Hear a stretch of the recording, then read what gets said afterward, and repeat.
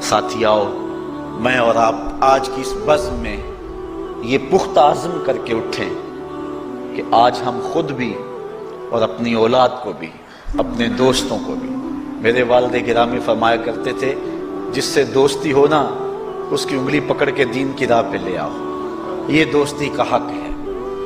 اس کے لیے آپ بہت کچھ کرتے ہیں لیکن اگر اس کو دین نہیں دیا تو کچھ بھی نہیں دیا۔ کوشش کرو میرا دوست ہو اور جہنم میں جائے۔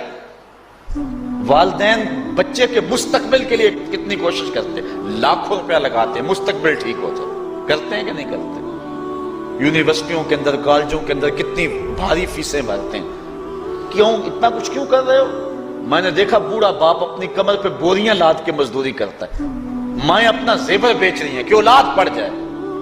میاں اتنا کچھ کیوں کر رہے ہو؟ جی مستقبل ٹھیک ہو جائے۔ یہ مستقبل کتنا ہے؟ 20-25 سال کا، اور جو اصل مستقبل ہے اس کی فکر ہی نہیں کسی کو۔ اصل مستقبل تو وہ ہے، اللہ اکبر، بیرون ملک جائے بیٹا تو ماں کہتی ہے بس دعا کرو کہ میرا بیٹا خیریت سے پہنچ جائے۔ بیٹی کی شادی کرتی ہے تو ماں کہتی ہے دعا کرو کہ اپنے گھر میں اس کو چین مل جائے۔ کسی کا انٹرویو ہوتا ہے، لوگ کہتے ہیں جناب دعا کرو کہ اس انٹرویو میں وہ کامیابی سے گزر جائے۔ میں کہتا ہوں جب قبر میں اترتا ہے پھر کسی نے آ کر کبھی نہیں کہا کہ دعا کرو مشکل گھڑی آ گئی ہے خیریت سے گزر جائے۔ اصل امتحان تو یہ ہے، اگر اس امتحان سے گزر گیا تو کامیابی اور بامرادی۔ یہ تھوڑا سا مستقبل دنیا کا، اس کے لیے ہم کتنے پیسے لگا دیتے ہیں۔ سب کچھ اولاد کو آتا ہے، ہر شے فر پڑھتے اور بولتے ہیں، دعائے قنوت بھی نہیں آتی ہوتی۔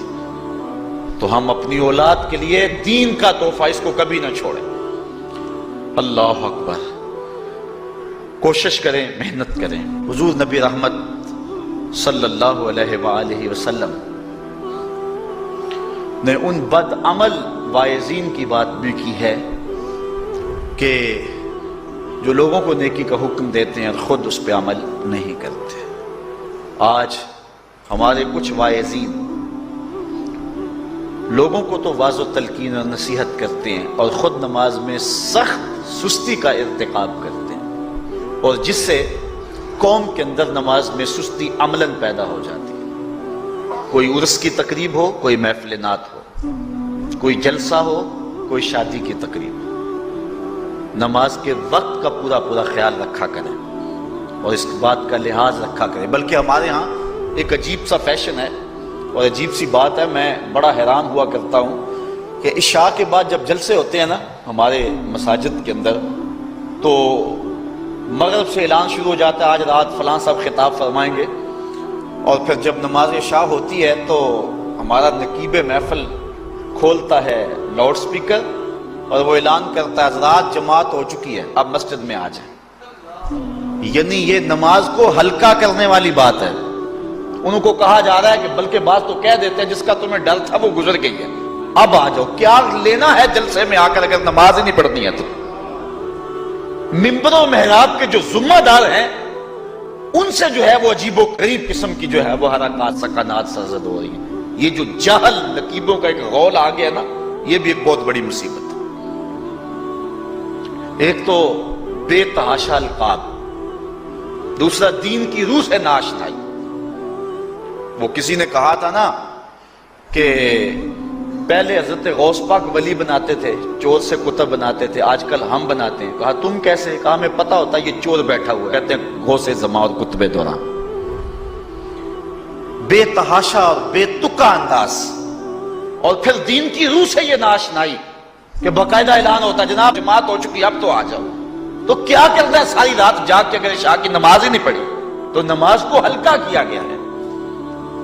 اسی طرح جلسہ لمبا ہو رہا ہے اور نماز کا وقت سکڑ رہا ہے۔ ان چیزوں کا التزام کرنا ہے، ہم نے کوشش کرنی ہے۔ اور یہ بھی ایک مصیبت ہے کہ دربار بڑا اونچا ہے اور مسجد کے اندر جانوروں کی بینٹیں پڑی ہوئی ہیں۔ حیثیت تو مسجد کی ہے، دربار کی تو ثانوی حیثیت ہے۔ دربار پہ 3 کروڑ روپیہ لگا ہوا ہے اور مسجد میں چٹائیاں بھی موجود نہیں۔